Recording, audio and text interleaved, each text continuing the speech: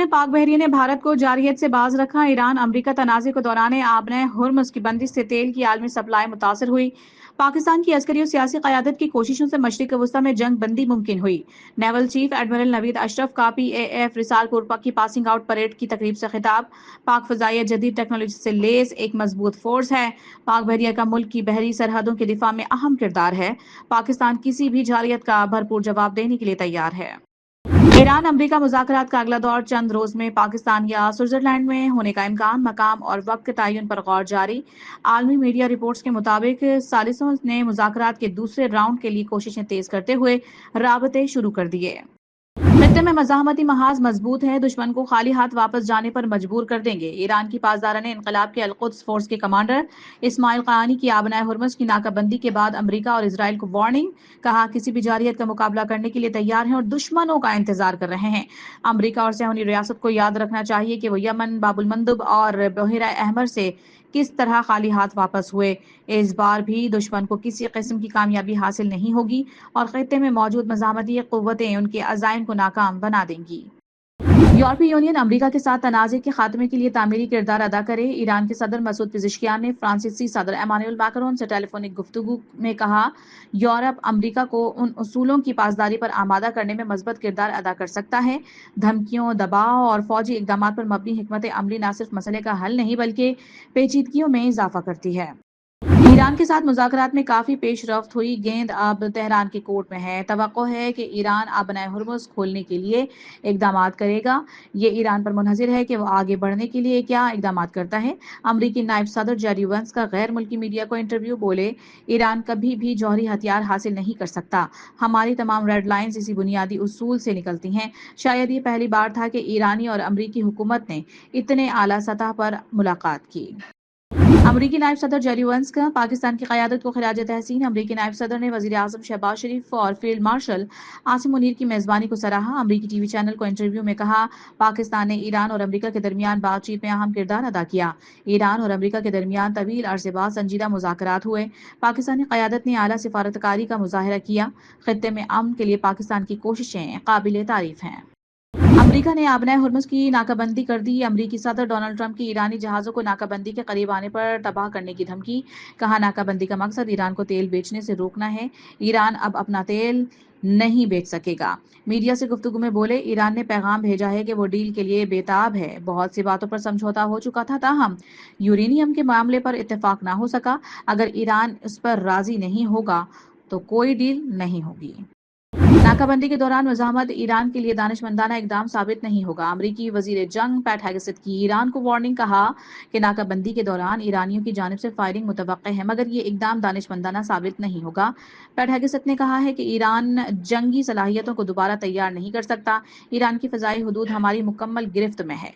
सदर Trump Iran को मुकम्मल मफलूज कर सकते हैं, मगर उन्होंने रहमदिली का मुज़ाहरा किया। आबनाए हुर्मुज़ को दोबारा खोलने के लिए अभी बहुत काम बाकी है। शिराकतदारों से मिलकर बहरी रास्तों के तहफ़्फ़ुज़ के लिए किरदार अदा करेंगे। बरतानवी वज़ीर आज़म केयर स्टारमर का पार्लियामेंट से खिताब। कहा, अमरीका और ईरान के दरमियान जंगबंदी इंतहाई ज़रूरी थी। इजराइल लेबनान को बड़े बहरान की तरफ धकेल रहा है। लेबनान पर इजरायली बमबारी फौरन रुकनी चाहिए। वज़ीर आज़म शहबाज शरीफ से कनाडा के वज़ीर आज़म मार्क कार्नी का राबता। कैनेडियन वज़ीर आज़म की वज़ीर आज़म शहबाज शरीफ को पाकिस्तान की अमन कोशिशों पर मुबारकबाद।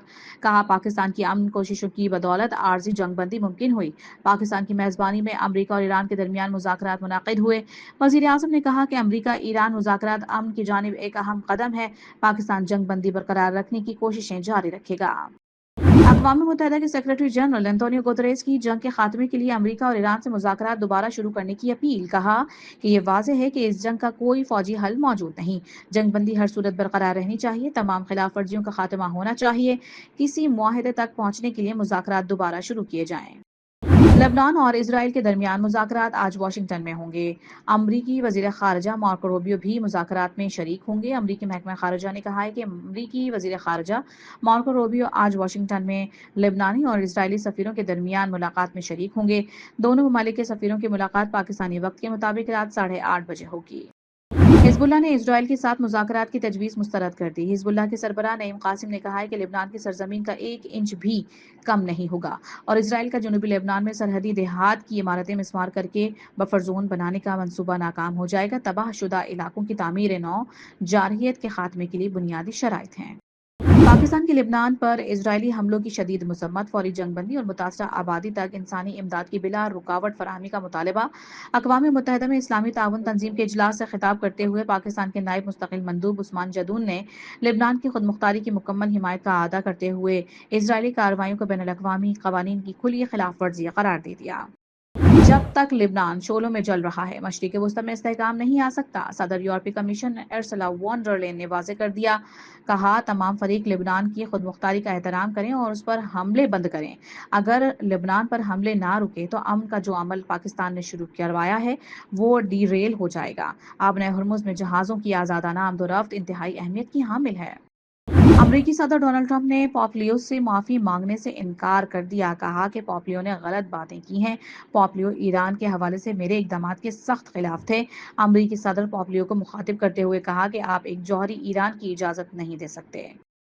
جنگ کے خلاف بولتا رہوں گا، مسیحیوں کے مذہبی پیشوا پومپیو کا ٹرمپ کی تنقید پر رد عمل۔ کہا جنگ کے خلاف آواز اٹھاتا رہوں گا، چاہے امریکی صدر کی جانب سے ان پر تنقید ہی کیوں نہ کی جائے۔